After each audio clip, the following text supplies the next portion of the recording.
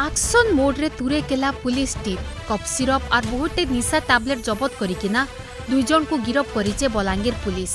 बलांगीर जिला तुरेकेला थाना अंचल रे बेआईन निशा कारबार बढ़बार रे लागिचे।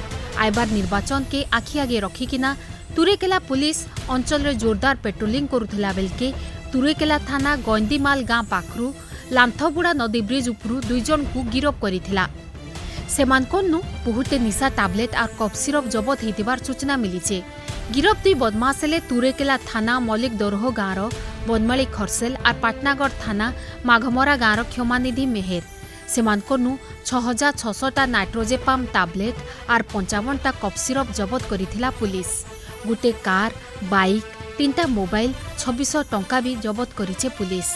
ई नेकिना तुरेकेला थाना केस नंबर 62/224 रे 274, 275, 276 और 120 बी अधिनियम रे मामला रुजु करा जाइछे आर तांकु कोर्ट चालान करा जाइथिबा तदंतकारी अधिकारी रमाकांत साहू सूचना देइछन।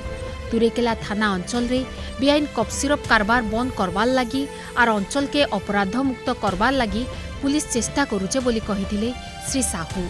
बलांगीर देखुथिले सस्मिता साहू को रिपोर्ट।